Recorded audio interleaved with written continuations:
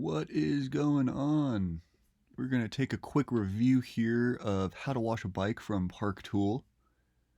Here at Park Tool Company, in this repair help video, we're going to walk through a basic bike wash. Let's begin. Basic bike wash. Solvent off the hub and the... So one of the things I noticed is Park Tool, obviously they're trying to plug a lot of their products here in this video. So that's what they're doing. They have a bunch of their products here on display, a chain cleaner, their brush, specific lubricants. They even have a separate chain holder that you can attach in between your frame so your chain doesn't rub against your paint on the chainstay. But these things aren't necessarily needed to do a complete bike wash. These tools from Park Tool are expensive, although they work really well. They will cost you some money. But let's keep watching. Nozzle, use a light spray. Here, we don't have that option. We're actually going to use a water bottle spray, and that's all you really need. See, I like that too, because that's something you can do on the trail if your bike's dirty. That's honestly the best way to fix your bike if you're having a problem, is to just give it a good clean, and usually 9 times out of 10 that'll fix whatever the problem is. So the fact that they show that you can just use a water bottle to rinse your bike off is awesome, because that you can do anywhere on the trail, or you can even do it at home. So let's actually fast forward a little bit. So they just talk about kind of some more of the materials they're using. I use the same exact Dawn dish soap. It seems to work perfectly well. So here he is. As your rinse bottle, if you do a lot of this, so you're not drinking out of it. So the 2-bucket method looks like he's using one to wash his sponges in, one to pick up more soap.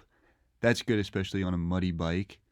You don't want to be picking up a bunch of dirt with your sponge here and then rubbing that all over your paint and scratching your frame up. But this is going to be for spraying the bike. It won't overdouse the bike. It won't blast out grease. It'll be about the same as a rainstorm, which is not going to ruin your bike. So that's our rinse water. So it takes a lot of water pressure to ruin your bike. I don't see how you can really ruin your bike with water pressure. I've used power washers in the past, and they seem to work better than not as pressured water. That's just my opinion, though. We're using an upright style clamp, and we're going to grab the seat post.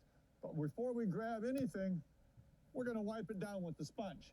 If this were gritty, we'd be grabbing on the anodizing with the grit.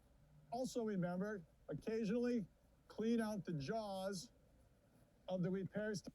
That's a good thing to get in the habit of doing. These stands can get really dirty really fast, so to clean it out real quick is a good tip. That way, there's no grit in there to damage anything. Let's kind of fast forward a little bit. This bike uses a through axle, so we use the pulley wheel. See, so what he's installing now is something that he can rest his chain on and better clean the chain with a chain cleaner. I think the best way to do this actually is just pop the chain off and throw it in an ultrasonic cleaner. That'll get it cleaner than any brush system really can ever. The axle from the bike. These are expensive tools too. And that's taking the place. Okay, so he's got that installed, and I'm sure he's going to do his chain cleaner here in a minute. Into our bearings, so try and avoid that whenever you can. Front derailleur, we would brush with the greaser if it was needing it. We're now going he's got his chain cleaner tool. Notice everything is Park Tool.